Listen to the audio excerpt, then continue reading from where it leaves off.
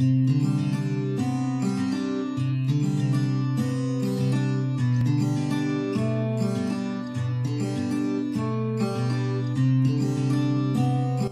3. Made by America in China.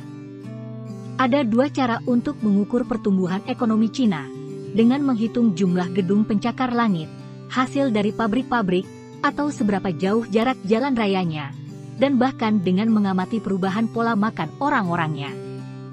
Namun, seorang Belanda di Shanghai mengambil pendekatan yang lebih mengintip. "Saya melihat apartemen-apartemen pada malam hari," ucap Peter De Haan, General Manager Divisi Penerangan Royal Philips Electronics di China. Dia mengukur kemajuan ekonomi dan sosial China dari bola-bola lampunya. Satu dari setiap 10 bola lampu itu dijual oleh Philips. Di rumah-rumah pedesaan China, jumlah rata-rata lampu telah berubah dari tidak ada sama sekali menjadi 3 buah setiap rumah sejak China membuka ekonominya, dan di Shanghai jumlahnya bahkan lebih besar lagi. Masyarakat perkotaan yang miskin memiliki 4 lampu, dan keluarga kelas menengah memiliki sekitar 10 lampu. Keluarga yang telah tumbuh menjadi kelas mapan memiliki 20 lampu di dalam apartemen berkamar 3, ucap De Haan. Dengan menggunakan alat ukur De Haan, kita hanya membutuhkan ilmu hitung yang sederhana untuk menghitung seberapa besar China telah tumbuh, atau seberapa banyak Philips, perusahaan senilai 35 miliar dolar itu, telah menuai keuntungan sebagai hasil dari pertumbuhan tersebut. Bagi perusahaan multinasional seperti Philips, dan bagi masyarakat China, perkembangan China adalah sebuah lingkaran kebaikan. Semakin banyak pabrik dibangun oleh berbagai perusahaan, China bertambah kaya, memungkinkan rakyatnya untuk semakin banyak membeli bola lampu atau produk lainnya. Philips memperhitungkan bahwa China memiliki 200 juta warga kelas menengah, 80 juta dari mereka telah hidup dengan sangat makmur. Mereka membeli produk-produk Philips senilai 4,1 miliar dolar pada 2005. Sedikit peningkatan saja dari rata-rata penghasilan orang China akan berefek pada perayaan bagi para pemegang saham perusahaan dan karyawan-karyawan di kantor pusat Philips di Amsterdam. Hal ini karena Shanghai saja memiliki populasi yang sama dengan seluruh jumlah penduduk di negara asal Philips di Belanda, yakni sekitar 17 juta orang. Seperti perusahaan multinasional lainnya pada era globalisasi, Philips dalam beberapa segi merupakan penitisan modern dari perusahaan Hindia Timur Belanda, Verenigde Oost-Indische Compagnie, VOC, perusahaan perdagangan maritim yang terkenal sepanjang jalur rempah, yang menghubungkan India dan Eropa pada abad ke-7 betas dan ke-18. Seperti VOC, Philips mengapalkan barang-barang dari Asia untuk para pembeli yang menunggu-nunggu di negara-negara barat, bukan berupa kayu manis atau lada dalam kapal-kapal layar besar yang membutuhkan waktu setahun untuk mencapai Eropa, melainkan perkakas, gadget, konsumsi di dalam kapal peti kemas modern, yang pada abad ke-21 dapat menempuh jarak antara China dan Los Angeles hanya dalam 11 hari. Pengamatan terhadap keputusan-keputusan bisnis satu perusahaan saja, Philips, menunjukkan dinamika yang tengah terjadi di China yang serupa bagi investor-investor asing di sana, baik itu perusahaan besar seperti Philips atau perusahaan-perusahaan yang jauh lebih kecil. Keputusan perusahaan-perusahaan tersebut berpengaruh pada puluhan ribu orang di seluruh dunia. Sebagian adalah para pekerja di Eropa, Amerika Serikat, China, atau India, dan sebagian adalah para konsumen. Pada semua kasus itu, cara perusahaan-perusahaan asing seperti Philips mendekati China membawa dampak yang luas. Dan ketika puluhan ribu perusahaan lainnya mengambil jalur yang sama, pengaruhnya jauh melampaui dunia bisnis. Sebagai contoh, menangkap peluang yang dihadirkan oleh infrastruktur yang baru, pembebasan pajak, dan zona-zona ekonomi khusus yang dirancang terutama untuk memikat perusahaan-perusahaan asing. Philips memindahkan sebagian besar produksinya ke China dan menjadi salah satu investor asing terbesar di negara tersebut.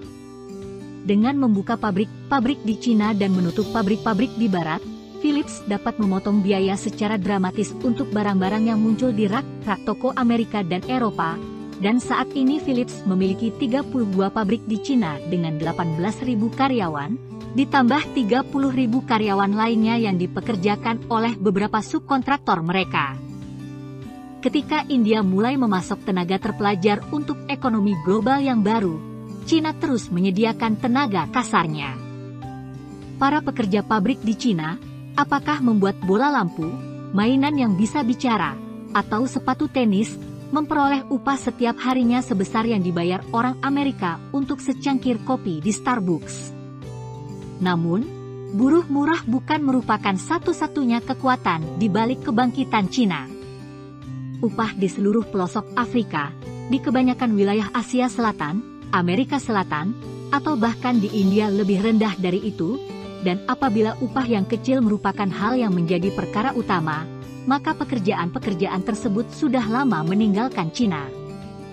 Seperti industri elektronik, kebanyakan perdagangan dunia terhubung dengan Cina karena pemerintah Cina tidak mempersulit perusahaan asing untuk membangun pabrik-pabrik di sana. Laju modernisasi Cina telah menggabungkan tenaga kerja berupah rendah dengan teknologi canggih dan infrastruktur yang mendukung ekspor. Sementara itu, tingkat populasi yang besar di Cina tidak hanya memberi perusahaan itu sumber raksasa buruh berupah rendah, tetapi sekaligus juga calon konsumen baru yang sangat banyak, membuat pabrik-pabrik pasar massal dapat memproduksi baik untuk pasar ekspor maupun untuk pasar Cina yang sedang berkembang. Selain itu, melimpahnya pabrik dan gedung kantor baru di Cina berarti bahwa banyak perusahaan barat dapat menghasilkan keuntungan dengan menjual produk satu sama lain, merangsang ekonomi lebih jauh lagi. Pertemuan yang dramatis dari unsur-unsur ini, badai yang sempurna, untuk perdagangan, memberikan kesempatan bagi Cina untuk melesat cepat melampaui India dan negara-negara berkembang lainnya yang jelas tidak bisa menawarkan kombinasi daya tarik selengkap itu untuk investasi asing. Karena semua itu, Cina merupakan impian ganda bagi perusahaan barat. Tempat serba ada dunia bisnis untuk biaya murah dan pertumbuhan pendapatan.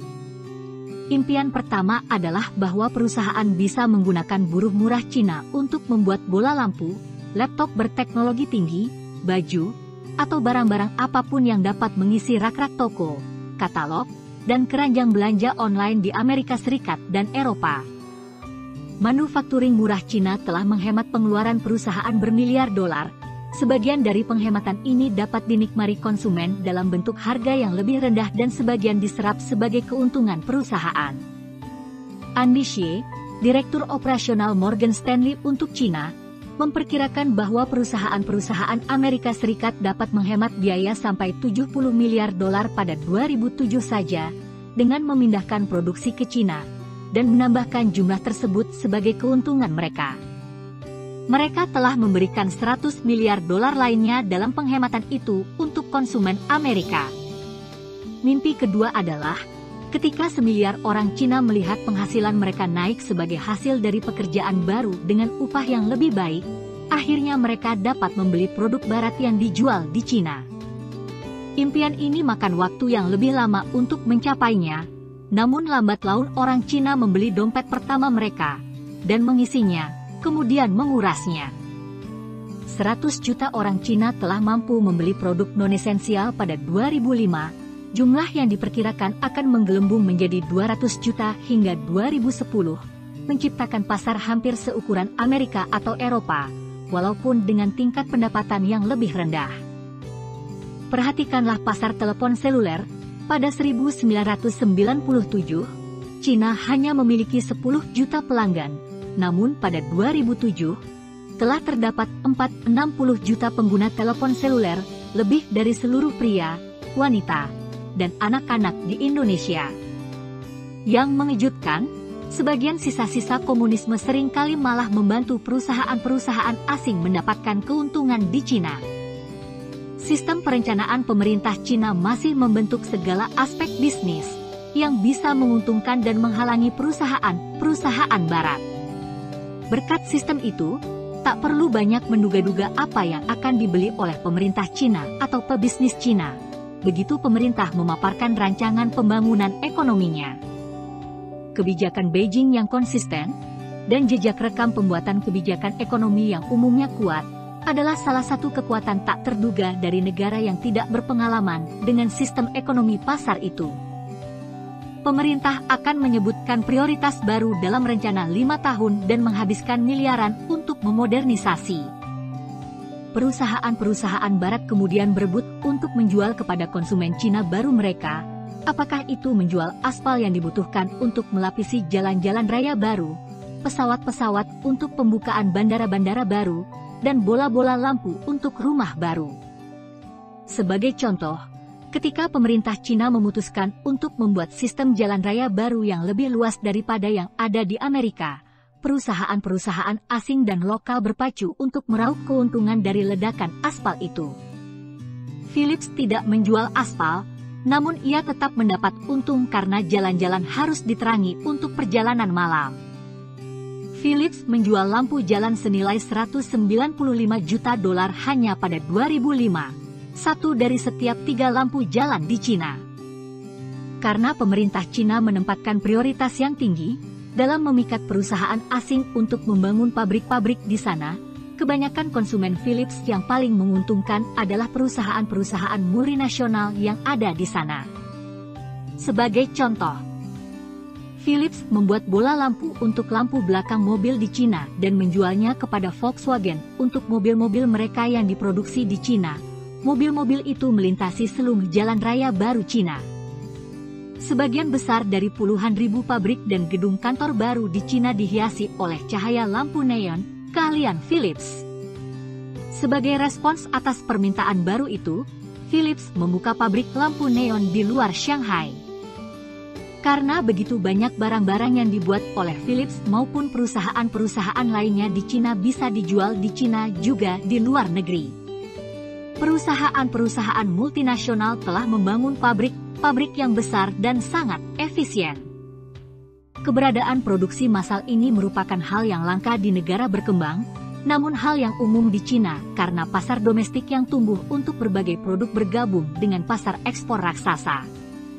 Rencana-rencana pemerintah Cina bahkan pernah menyebabkan Philips memutar strategi bisnisnya untuk beberapa produk. Pemerintah Cina memutuskan untuk memodernisasi rumah-rumah sakit yang sudah bobrok dan telah membangun hampir 2.500 dalam 5 tahun terakhir, kebanyakan terdapat di kota besar.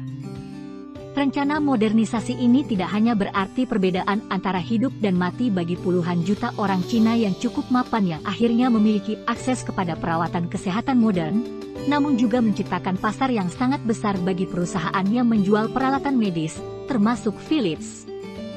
Tidak banyak pesaing lokal, karena rumah sakit Cina telah dibangun selama puluhan tahun tanpa membeli mesin baru. Sedikit perusahaan Cina yang membuat mesin X-ray, monitor tekanan darah, mesin ultrasound. Dengan jentikan jari pemerintah, Cina berubah dari negeri dengan mesin X-ray berusia 50 tahun menjadi pasar peralatan medis terbesar kedua di dunia setelah Amerika Serikat. Pemerintah Cina juga bisa menjentikan dan menimbulkan akibat dramatis bagi perusahaan yang berbisnis di Cina. Dalam kasus modernisasi rumah sakit, dampak yang disebabkan olehnya luar biasa positif untuk perusahaan-perusahaan asing. Pada 2004, rumah-rumah sakit di Cina telah membeli senilai $1,25 miliar hanya untuk peralatan pencitraan saja, monitor jantung, mesin magnetic resonance imaging, MR1, mesin X-ray, dan sejenisnya. Philips sendiri menjual peralatan senilai $185 juta. Jadi mengapa Philips harus mengubah strategi bisnis? Meskipun rumah-rumah sakit kota terbaik di Cina sudah seperti rumah sakit di Amerika Serikat, itu hanya melayani 20% populasi Cina. Artinya masih menyisakan 80% lainnya, lebih dari 1 miliar orang, dengan akses pengobatan yang buruk. Ketika usaha modernisasi rumah sakit berlanjut, rumah-rumah sakit yang lebih kecil juga mulai mengganti peralatan kuno mereka, sekalipun dengan anggaran yang lebih rendah. Philips khawatir strategi lama mereka akan mengabaikan pasar yang sangat besar, karena strategi jangka panjang telah dirancang untuk hanya menjual peralatan kesehatan yang paling mahal dan canggih di seluruh dunia. Karena pasar Cina begitu besarnya dan tumbuh dengan sangat cepat, maka Philips mengganti seluruh strategi peralatan rumah sakitnya. Perusahaan itu lalu mempekerjakan 600 karyawan dan membuka pabrik di Shenyang, di timur laut Cina, untuk membuat mesin MRI, ultrasound, dan X-ray yang lebih murah dan sederhana. Philips berencana untuk menjual semuanya di Cina terlebih dahulu, kemudian mengekspor mesin-mesin tersebut ke negara-negara berkembang lainnya ketika ada permintaan. Ini hanya satu contoh bagaimana prioritas pemerintah Cina telah memicu perubahan besar untuk Philips dan perusahaan multinasional lainnya yang berbisnis di Cina. Namun, dalam beberapa hal, Philips sering bergelut dengan pemerintah Cina, dan itu adalah pertempuran yang berat. Seperti yang dirasakan oleh hampir semua perusahaan asing yang berbisnis di Cina, Philips memiliki masalah yang sangat besar mengenai perlindungan hak cipta.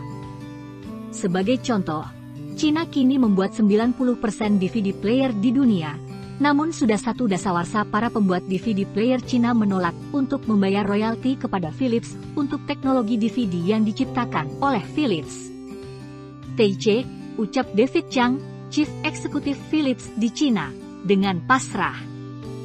His is China. Chang telah belajar untuk sabar menghadapi persoalan semacam itu. Akhirnya, setelah Cina bergabung dengan World Trade Organization, WTO, para pembajak itu setuju untuk membayarnya. Saat ini, Philips mendapatkan $200 juta setahun sebagai royalti dari pembuat DVD. Tidak jelek untuk perusahaan yang memulai usahanya pada 1891 dengan meminjam rancangan bola lampu Thomas Alva Edison dan memproduksi bola lampu untuk Eropa. Itu dulu sekali waktu kami adalah Cinanya Eropa, canda Chief Executive Philips Gerard Kleisterley. Namun, bola lampu bukanlah urusan untuk ditertawakan bagi perusahaan itu. Philips memiliki 9 pabrik lampu Cina. Salah satu pabrik ini terletak di Malu, 1 jam perjalanan dari kantor perusahaan di Shanghai, melewati gedung-gedung pencakar langit di pusat kota dan menyusuri salah satu jalan raya baru Cina. Di luar kota itu, rumah-rumah telah tergantikan oleh pabrik-pabrik di mana-mana. Pada jalanan yang ramai itu, truk-truk berdebu membawa bahan-bahan bangunan menyalip mobil-mobil bersupir yang membawa bos-bos pabrik. Keduanya melesat melewati sejumlah sepeda dan beberapa pengendara skuter. Ketika Philips memulai membangun pabrik bola lampu pada 1995, Malu merupakan kota kecil yang dikelilingi oleh persawahan. Sekarang Malu adalah kota modern dengan hotel, gedung apartemen, toko perabotan rumah tangga, nikang pangkas rambut, dan pabrik-pabrik yang terhampar sejauh mata memandang. Di dalam pabrik Philips di Malu, 1.600 pekerja Cina mengenakan seragam biru. Biru adalah warna perusahaan itu, mengoperasikan mesin perakit otomatis yang besar. Seorang pekerja berdiri memperhatikan mesin menjatuhkan bohlam kosong di atas kawat pijar logam yang melingkar. Kemudian api kuning menyambar dari klep-klep untuk menutup bola lampu itu. Di ujung jalur perakitan itu, sepasang pekerja Cina membungkus bola-bola lampu yang sudah jadi, menguji bola lampu pada kotak persegi yang tipis, siap untuk dipajang di rak-rak toko di Cina, Eropa, dan Amerika Serikat. Lebih dari separuh bola lampu Philips yang dibuat di Cina meninggalkan negeri itu, menggantikan bola-bola lampu yang sebelumnya dibuat di pabrik-pabrik Spanyol dan Kanada yang kini sudah ditutup. 1 miliar konsumen baru. Ekonomi Cina sepertinya telah meroket, namun kebangkitan itu tidak selamanya lancar. Pada tahun-tahun awal keterbukaan Cina, impian untuk menjual kepada 1 miliar orang Cina menjadi mimpi buruk bagi banyak perusahaan. Pada awal tahun 1990-an, perusahaan asing bergerak secara hati-hati memasuki pasar Cina, dan pada pertengahan tahun 1990-an sprint dimulai. Investasi asing di Cina baru benar-benar tinggal landas pada pertengahan 1990-an, ketika para eksekutif Eropa dan Amerika bermimpi secara rakus untuk memenangi 1 miliar konsumen baru. Namun, banyak yang berjatuhan selama proses itu. Sebagian faktor yang menyebabkan hal itu adalah kebijakan pemerintah Cina yang mengharuskan investor asing pada beberapa industri untuk bermitra dengan perusahaan Cina, sisi yang kurang menyenangkan dari kuatnya cengkeraman pemerintah terhadap bisnis. Kebijakan itu membawa kepada situasi di mana perusahaan Cina yang memegang kendali terhadap perusahaan kemitraan ternyata dijalankan oleh cabang partai komunis setempat, atau oleh manajer yang tidak kompeten atau curang. Pihak Cina dan pihak asing itu, seperti yang dikatakan pepatah Cina, tidur di ranjang yang sama, tetapi mimpinya berbeda. Dalam kasus lain, pihak asing melihat pertumbuhan persentase pendapatan orang-orang Cina dan percaya bahwa pasar Cina untuk produk mereka akan segera menjadi sangat besar. Sebagian memang benar, pembuat telepon seluler seperti Motorola, Nokia, dan Ericsson menghasilkan miliaran dolar, dan restoran cepat saji seperti KFC berjalan dengan cukup baik. Namun, selama tahun 1990-an, kebanyakan perusahaan asing menemukan bahwa mereka salah dalam memprediksi keuntungan, meskipun memang benar bahwa pendapatan warga Cina akan tumbuh menjadi lebih dari 2 kali lipat dalam 1 dekade. Lagi pula, Cina PDB per kapitanya mencapai $2.000 pada 2007 saja, tetap tidak mampu membeli banyak mainan, komputer, atau bahkan sikat gigi. Survei tahun 1998 oleh AT Kearney menunjukkan bahwa hanya 38% dari semua investasi manufaktur asing di Cina dapat menutupi biaya operasional mereka di Cina. Perusahaan Cina juga berjalan dengan bersusah payah. Ketika Cina memasuki pasar internasional, hampir tidak ada warga negaranya yang tahu bagaimana mengelola bisnis pasar bebas. Dan hal ini terlihat jelas. Sebagian besar perusahaan Cina harus bersusah payah. Ketika Cina membuka diri terhadap pasar luar, para manajer yang masih asing dengan aturan main pasar bebas dan teori bisnis modern tidak bisa bersaing dengan perusahaan-perusahaan swasta dan pabrik-pabrik efisien yang dikelola oleh perusahaan multinasional asing. Mereka umumnya memiliki karyawan setidaknya 2 kali lebih banyak daripada yang diperlukan dan dilengkapi dengan teknik-teknik manajemen perintah dan kendali yang usang serta teknologi yang kuno. Para pekerja terbiasa dengan mangkuk nasi besi dari era komunis dan tidak bekerja terlalu keras. Situasi kontras itu terlihat jelas pada usaha patungan antara pihak Cina dan pihak asing. Sebagai contoh, pada tahun 2000, usaha patungan antara Jeep dan Partai Komunis Cabang Beijing memiliki begitu banyak pekerja ekstra sehingga sebagian dari mereka biasa merebahkan sandara kursi Jeep yang sedang bergerak menyusuri jalur perakitan dan tertidur di sana. Para manajer dari Detroit tidak hanya dilarang untuk mengurangi jumlah pekerja, tetapi juga hampir tidak bisa meminta pemerintah Cina membayar Jeep yang telah dibeli. Ketika pemerintah membayar, mereka menggunakan koper penuh uang. CEO dari Amerika yang mencoba mengelola perusahaan mendapatkan teleponnya disadap dan kantornya diacak-acak oleh para mitra usaha patungannya sendiri. Bahkan saat ini, banyak partner asing yang menerima begitu saja bahwa mereka tidak diperbolehkan untuk memecat pekerja Cina yang tidak dibutuhkan. Untuk menghindari kerugian, mereka hanya dapat memperbesar pabrik, menghabiskan 2 kali lebih banyak semen dan 2 kali lebih banyak nik yang mereka gunakan sebelumnya dengan jumlah pekerja yang sama. Setelah beberapa tahun praktik, kebanyakan perusahaan asing sudah lebih paham bagaimana melindungi diri mereka sendiri. Pemerintah Cina juga mulai mengizinkan perusahaan asing pada banyak industri untuk mendapatkan kepemilikan penuh atau kendali terhadap perusahaan mereka di Cina. Pada 1990, perusahaan Amerika yang memiliki cabang atau usaha patungan di Cina impas melakukan bisnis di Cina.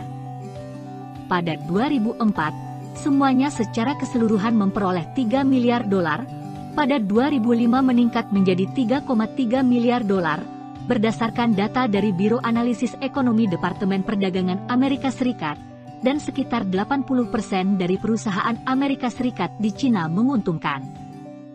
Keuntungan dari pemotongan biaya adalah yang terpenting dari semuanya. Memang, ketika ramalan keuntungan meleset terhadap penjualan di Cina, banyak perusahaan Amerika mulai meninggalkan strategi mereka untuk mengubah 1 miliar orang Cina menjadi konsumen dan beralih untuk menggunakan pabrik-pabrik mereka di Cina sepenuhnya untuk ekspor, terkadang menyewa perusahaan dari Cina, Hong Kong, atau Taiwan untuk membuat barang di Cina atas nama mereka alih-alih mencoba memiliki pabrik-pabrik ini sendiri. Siapa yang untung? Pada abad ke-14, Cina menjadi pilar perdagangan internasional dengan mengalirkan barang melalui Jalan Sutra, jalur darat perdagangan melintasi Cina, melalui dunia Arab, dan menuju Eropa.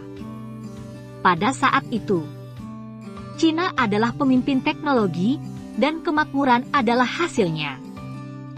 Penemuan Cina meliputi kertas, bubuk mesiu, dan kompas magnetik, dan bahkan kertas dinding, dan satu dari ekspor terbesar adalah tembikar, yang tidak bisa ditiru Eropa selama lebih dari seabad.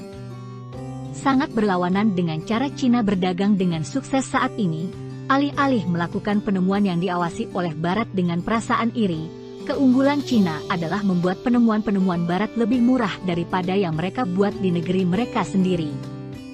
Cina telah beralih dari pusat penemuan menjadi sekadar memproduksi. Pergerakan selama tahun-tahun belakangan ini untuk memanfaatkan Cina sebagai pusat produksi adalah sukses yang tak ada duanya untuk bisnis Barat, dan perusahaan-perusahaan yang terlibat bahkan belum mengoptimalkan potensinya. Perusahaan asing telah mengubah Cina menjadi subkontraktor yang sangat besar, menggunakan buruh murah di Cina untuk membuat barang-barang bagi konsumen mereka di Amerika Serikat, Eropa, Korea, dan Jepang. Pada survei tahun 2005 oleh McKinsey Company mengenai perusahaan-perusahaan Amerika yang aktif di Cina, perusahaan-perusahaan tersebut melaporkan bahwa mereka hanya membeli 30% dari barang-barang yang bisa mereka beli di Cina, namun mereka berencana untuk menambah menjadi setengahnya pada 2008. Pendapatan para pekerja Cina meningkat, namun bagian terbesar dari keuntungannya langsung masuk ke perusahaan-perusahaan asing atau konsumen asing yang membeli dengan harga yang lebih rendah dibandingkan yang seharusnya. Secara rata-rata, apabila Cina mengekspor sepatu yang dijual seharga $100 di Amerika Serikat, hanya $15 dari harga tersebut tinggal di Cina dalam bentuk gaji pekerja, biaya transportasi, atau nilai lainnya. Perusahaan-perusahaan Amerika mengambil yang tersisa sebesar $85. Hal yang sama berlaku pada komputer. Rata-rata laptop yang diekspor dari Cina bernilai $700, namun perusahaan Cina yang membuat komputer tersebut hanya memperoleh $15. Ledakan yang sesungguhnya di Cina adalah ekonomi global itu sendiri. Kebanyakan darinya benar-benar telah pindah ke Cina, dan dimiliki serta dikelola oleh perusahaan multinasional yang sama yang mengendalikannya sebelumnya. Meskipun puluhan juta pekerja Cina memperoleh keuntungan karena terciptanya lapangan pekerjaan baru di sana, bagian keuntungan terbesar dan migrasi perdagangan menuju Cina bukanlah untuk perusahaan Cina melainkan untuk perusahaan Amerika, Eropa, dan Jepang serta untuk konsumen di negara-negara tersebut. Namun, ketika dunia luar melihat angka-angka pencapaian Cina semakin naik, pertumbuhan ekonomi mengagumkan, ekspor meroket, gedung-gedung pencakar langit bertambah, kepanikan telah terjadi. Seperti tiba-tiba, Cina telah menjadi pusat ekonomi. Lihat saja defisit perdagangan, Amerika Serikat saja mencapai rekor impor dari Cina senilai $233 miliar lebih besar dibandingkan yang mereka ekspor untuk Cina pada 2006, defisit perdagangan terbesar yang dialami Amerika Serikat dengan negara manapun.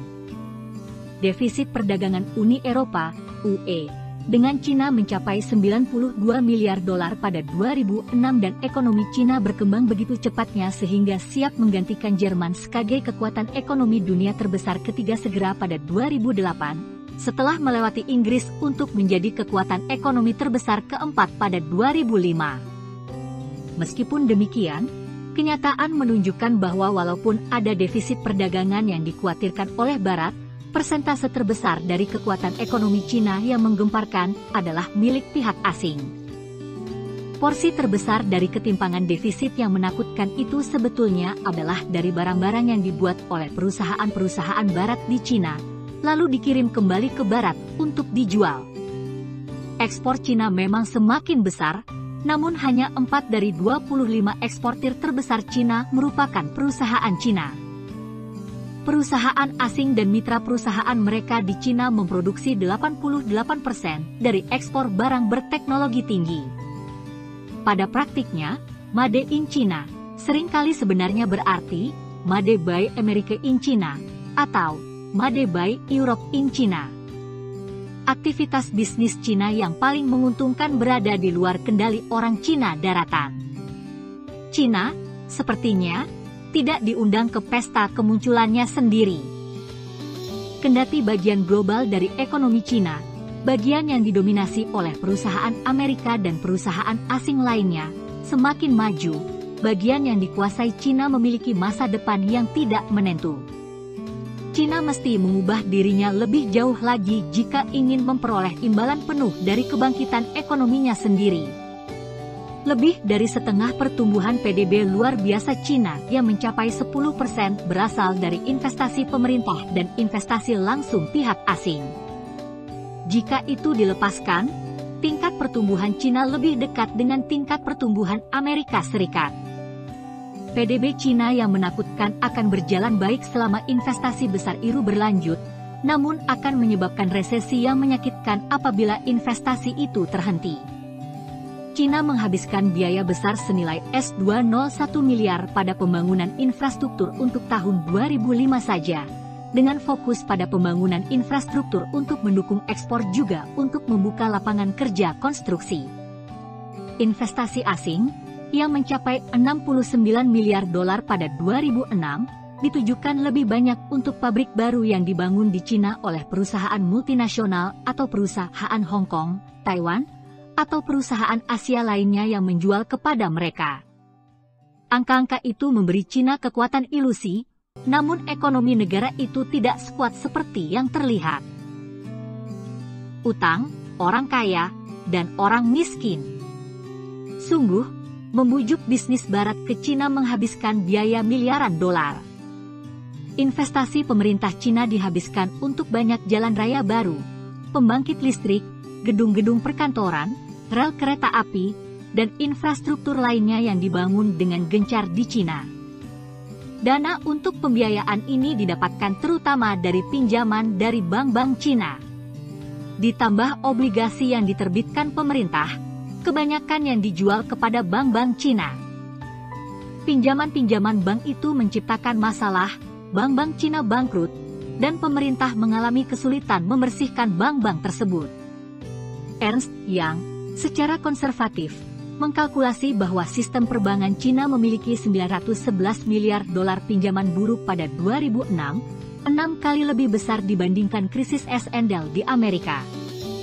Hampir semua bank di Cina tetap merupakan milik negara, meskipun bank terbesar menjual saham mereka kepada bank besar asing dan di bursa saham di luar Cina daratan.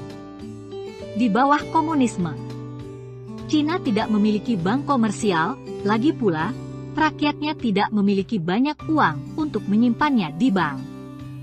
Bank Rakyat Cina merupakan bank sekaligus departemen keuangan bagi pemerintah Cina. Pada awal 1980, Cina mulai menciptakan sistem perbankan yang terpisah dengan membangun 4 bank raksasa milik negara. Bank-bank itu tidak berfungsi layaknya bank-bank barat yang berorientasi keuntungan, tetapi berfungsi seperti celengan pemerintah, diperintahkan untuk memberikan pinjaman bagi BUMN atau untuk proyek khusus apapun yang direncanakan oleh para politikus di kota besar atau di daerah. Baru setelah reorganisasi pemerintah pada 1994, bank-bank Cina diperintahkan untuk beroperasi dengan sistem untung rugi seperti bank-bank barat. Sekarang ini banyak gedung-gedung bertingkat yang megah, mal-mal, bangunan apartemen, jalan raya, dan proyek infrastruktur lainnya adalah beban berat keuangan, dibiayai oleh pinjaman bank yang tidak dibayar kembali. Sebagian disebabkan karena korupsi, khususnya di antara pejabat lokal yang menerima suap dari para pengembang real estate kemudian memerintahkan bank-bank Cina agar meminjamkan uang untuk proyek mereka. Selain mencoba menyapu korupsi, Beijing telah berusaha untuk mengubah sistem perbankan dengan menghapus pinjaman-pinjaman buruk masa lalu dan mengubah praktik-praktik perbankan. pemerintah telah membolehkan bank asing seperti Citibank dan HSBC untuk membeli saham minoritas di bank-bank besar Cina, dengan harapan pihak asing tidak hanya dapat menekan mereka untuk modernisasi, namun juga mengajari mereka. Bank-bank besar Cina menjual saham di bursa saham global, jadi pemerintah dapat mengandalkan para investor untuk menekan bank-bank itu untuk melanjutkan reformasi yang sangat mereka butuhkan. Para bangir internasional sepakat bahwa bank-bank Cina sudah jauh lebih baik, namun seperti kebiasaan merencanakan ekonomi, para pejabat pemerintah lokal gemar mengarahkan bank-bank kemana harus memberikan pinjaman. Bahkan pemimpin Bank Sentral Cina mengakui bahwa salah satu bank yang terbesar, Bank Pertanian Cina, begitu tidak berdaya sehingga harus dipecah meskipun sudah dilakukan upaya reformasi bertahun-tahun, kantor pusatnya ditutup, dan cabangnya dibagi-bagikan kepada bank-bank lain.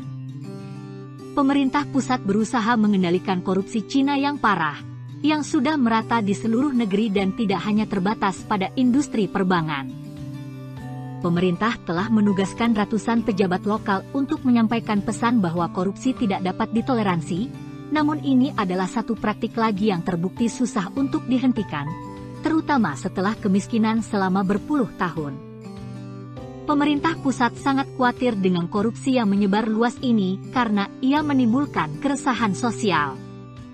Jika hukum Amerika melarang praktik suap, dan perusahaan-perusahaan Amerika biasanya menolak untuk membayar pribadi, banyak orang Cina menganggap praktik suap lazim dalam bisnis. Perusahaan-perusahaan asing yang membayar suap menyewa konsultan untuk membantu memfasilitasi proyek dan tidak ambil peduli tentang kemana perginya biaya konsultan yang tidak biasa itu. Para pihak asing melaporkan bahwa di Cina, setidaknya korupsi itu efisien. Ia bisa mencapai 20–40% dari biaya proyek tertentu, namun pembayaran sekaligus bisa mempercepat persetujuan pemerintah lokal yang membuka jalan untuk keuntungan pada tahun-tahun mendatang. Seperti yang ditemukan oleh perusahaan-perusahaan barat pada pertengahan 1990-an, keajaiban pertumbuhan pendapatan masyarakat Cina sebagian adalah kekuatan yang nyata untuk masa depan, dan sebagian lagi dibesar-besarkan. Segelintir penduduk Cina telah menjadi benar-benar kaya. Dalam satu generasi, negara para petani mau telah melahirkan 320.000 jutawan. Kelompok ini, dan yang lainnya yang berpenghasilan tinggi, telah menjadi sumber keuntungan bagi perusahaan barang-barang mewah. Mal-mal di Cina memiliki toko-toko Prada, Armani, dan Louis Vuitton, serta BMW, Mercedes, dan Audi meluncur di jalanan Cina. Dari kerah biru ke kerah putih. Keuntungan perusahaan-perusahaan Cina mencerminkan apa yang dialami oleh warga Cina, sebagian kecil luar biasa kaya dan modern, namun mayoritasnya miskin.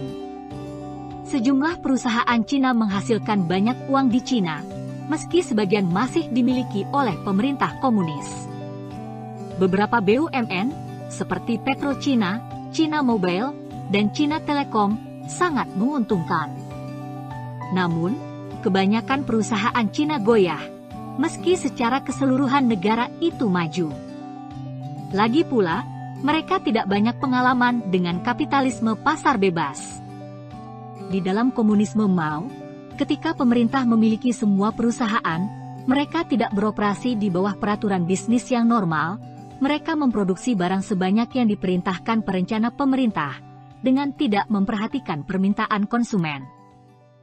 Perusahaan-perusahaan mengirimkan hampir semua pendapatan kepada pemerintah pusat atau lokal, yang merealokasikan uang itu sebagaimana yang dibutuhkan di antara berbagai perusahaan atau wilayah. Untuk para pekerja, para kamerat, perusahaan menyediakan makanan, perumahan, pengobatan, sekolah, dan pelayanan setelah pensiun. Pada 1997, pemerintah Cina memulai proses menjual dan menutup BUMN dan perusahaan kolektif yang tidak menguntungkan, dari hotel sampai produsen minyak goreng dan pembuat sepeda. Ketika itu, kebanyakan BUMN bangkrut, telah ditutup, dan memecat jutaan pekerja tiap tahun. Antara 1996 dan 2004, 67 juta pekerja di BUMN dan perusahaan kolektif diberhentikan. Ketika para pekerja Cina kehilangan pekerjaan mereka kehilangan mangkuk-mangkuk nasi besi mereka, hak kuat yang sebelumnya mereka miliki untuk pelayanan dan keuntungan yang disediakan oleh BUMN di bawah komunisme. Rumah sakit milik negara, yang susah payah untuk memperoleh keuntungan, saat ini menolak untuk melayani pasien yang tidak mampu membayar. Sekolah saat ini membebankan biaya sekolah untuk menghindari penutupan. Ada ketidakmenentuan seperti itu di antara para pekerja Cina sehingga rata-rata orang Cina menabungkan 30% dari pendapatan mereka. Negara telah memindahkan biaya sosial kepada rakyat jelata Cina yang hidup dalam ketakutan lonjakan biaya kesehatan untuk mereka dan orang tua mereka, atau menghadapi biaya sekolah anak mereka yang dulunya gratis. Jawabannya bagi banyak orang Cina adalah dengan mendapatkan salah satu dari jutaan pekerjaan baru yang diciptakan oleh perusahaan asing atau swasta lokal yang membuka kantor dan pabrik di Cina, atau mungkin bergantung pada kerabat mereka yang berhasil mendapatkannya. Pekerjaan-pekerjaan baru yang tercipta dari ledakan ekonomi telah memberi nafkah bagi banyak sekali orang Cina. Sekitar 145 juta orang mendapatkan pekerjaan di pabrik atau kantor baru yang dibuka antara tahun 1996 dan 2004, dan hasilnya adalah pendapatan keluarga mereka yang meningkat. Ada pasokan yang hampir tidak terbatas untuk pekerja kasar pabrik di Cina, dengan mempertimbangkan 150 juta penduduk desa lagi yang pendapatannya begitu kecil dari bertani sehingga sama saja dengan menganggur. Jutaan orang bermigrasi ke kota setiap tahun untuk mencari pekerjaan di pabrik-pabrik. Namun, kandidat untuk pekerjaan kerah putih juga sangat banyak. Para menir telah menyadari bahwa setelah kekeringan pendidikan pada masa revolusi kebudayaan, Cina kini kembali menghasilkan lulusan perguruan tinggi.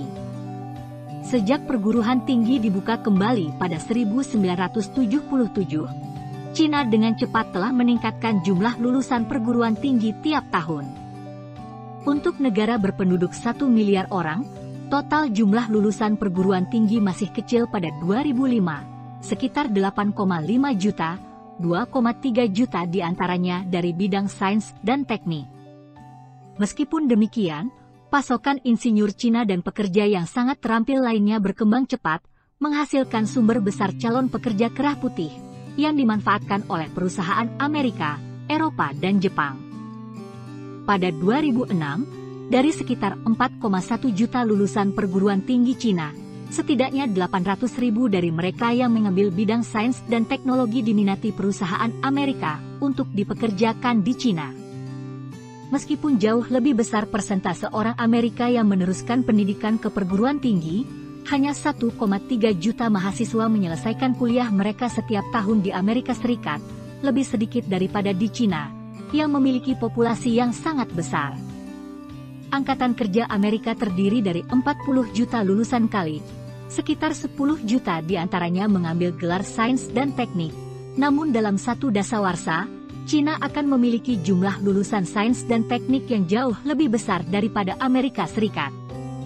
Dari para sarjana Cina itu, hanya 10% yang layak bekerja di perusahaan multinasional, umumnya karena kemampuan bahasa Inggris mereka yang buruk dan penekanan Cina pada belajar secara hafalan dibandingkan kreativitas, pemecahan masalah, dan bekerja tim. Namun, para mahasiswa Cina meningkatkan keahlian mereka secara cepat. 1 dekade yang lalu, hanya sedikit universitas top menyediakan gelar ilmu komputer, itu pun dengan PEL. Latihan sistem-sistem yang ketinggalan zaman. Saat ini, bahkan sistem pendidikan di Cina didorong perkembangannya oleh orang asing, tak lain dari para eksekutif Microsoft sendiri mengajar di universitas-universitas Cina untuk memastikan perusahaannya akan mendapatkan lulusan teknologi yang dapat diandalkan. Di Shanghai, lebih dari 300 karyawan Cina di Microsoft memberikan dukungan teknologi dan pelayanan pelanggan untuk para pelanggan di Asia, Eropa, dan Amerika Serikat. Rapat-rapat dilakukan dalam bahasa Inggris, dan poster-poster Harry Potter menghiasi bilik-bilik kerja dekat meja pingpong.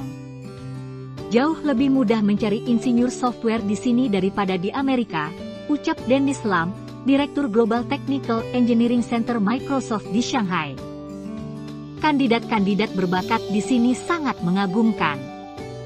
Mungkin pekerja kerah putih yang paling dicari adalah para Hai Gui Pai, seperti Tony Ma dari B. Goodrich. Para penyu ini lahir di Cina, meneruskan pendidikan ke universitas di luar negeri, lebih lama hidup di Amerika Serikat, dan kemudian kembali ke Cina. Ada sekitar 120.000 mahasiswa Cina yang belajar di luar negeri pada 2003, setengah dari mereka belajar di Amerika Serikat. Sebagian dari para manajer Cina tersukses dan para bangir, insinyur, dan pekerja kerah putih lainnya dengan gaji termahal adalah mereka yang pulang dari luar negeri. Meskipun para pekerja Cina secara keseluruhan adalah pemenang besar karena pendapatan mereka meningkat, mereka memiliki sedikit hak dan akses untuk pengadilan yang jujur, jadi para bos kapitalis baru yang jahat akan sangat mudah memperdaya mereka. Rombongan buruh migran Cina, puluhan juta orang yang mengalir dari pedesaan ke kota-kota dengan harapan bisa mendapat pekerjaan, biasanya tidak berdaya dan kerap berakhir sebagai kuli bangunan atau buruh pabrik. Hanya 6% pekerja konstruksi, jantung keajaiban pembangunan di Cina, dibayar pada waktunya tiap bulan, berdasarkan informasi dari Qiao Jian, Kepala Departemen Serikat Pekerja di Lembaga Hubungan Industri Cina. Pihak yang kalah lainnya dari perpindahan ekonomi global ke Cina adalah para pekerja Amerika yang mata pencaharian mereka pindah ke Cina, dan jumlah mereka sulit dihitung karena kebangkitan Cina telah menciptakan beberapa pekerjaan di Amerika Serikat dan dalam waktu yang sama juga menghilangkan yang lainnya. Sebagaimana dampak pertumbuhan ekonomi Cina yang kuat terhadap Amerika lebih rumit dibandingkan yang terlihat sekilas, begitu juga dampaknya terhadap lapangan pekerjaan di Amerika. Pertambahan lapangan pekerjaan di Cina yang paling besar adalah dari pekerjaan pabrik, dan kebanyakan orang Amerika tidak lagi bekerja di pabrik, tetapi pada industri jasa. Namun, mereka juga punya alasan untuk khawatir. Semakin banyak perusahaan Amerika dan perusahaan multinasional lainnya yang mempekerjakan orang Cina untuk melakukan pekerjaan kerah putih. Kini para orang tua Cina berusaha untuk mendorong generasi penerus mereka untuk bekerja menggunakan pikiran mereka daripada otot mereka. Seiring dengan pindahnya pabrik-pabrik ke Cina, produk-produk yang dirancang dan dirakit di sana pun semakin banyak. Ini adalah bagian dari tekanan pemerintah Cina yang memaksa perusahaan-perusahaan asing untuk membangun fasilitas riset dan pengembangan, tidak hanya pabrik. Perusahaan-perusahaan asing segera saja melakukan hal tersebut. Alasan Priyama adalah untuk meraih simpati pejabat pemerintah dan kemudian untuk mengambil keuntungan dari upah para pekerja kerah putih Cina yang rendah. Lebih dari 700 investor asing membangun pusat-pusat R&D di Cina dalam beberapa tahun terakhir. 1. Sejumlah peneliti Cina merancang teknologi maju untuk perusahaan-perusahaan seperti Microsoft dan Intel, sementara banyak yang lainnya meneliti dan merancang produk-produk biasa yang dibuat di pabrik-pabrik Cina. Pada 2005 hanya 14% perusahaan yang disurvei merancang produk di Cina. Hingga 2008, setengah lainnya diduga juga melakukan hal tersebut, menciptakan semakin banyak pekerjaan rancangan dan perakitan dengan gaji yang pantas di Cina. Philips adalah satu dan banyak perusahaan asing yang menjawab seruan pemerintah Cina untuk membangun pusat riset, dan sejak tahun 2000, pusat riset tersebut telah mempekerjakan 400 pekerja kerah putih Cina. Perusahaan barat lainnya telah mempekerjakan ratusan ribu insinyur dan pekerja kantor, menciptakan angkatan kerja kelas menengah modern pertama. Pada tahap pembangunan lanjut ini, pemerintah Cina kembali menyiapkan negara itu untuk makmur di pasar dunia dengan menggunakan pekerja dengan upah murah dalam memikat perusahaan-perusahaan asing untuk mempekerjakan, dan juga melatih angkatan kerjanya yang berkeahlian, tidak hanya para buruh pabriknya.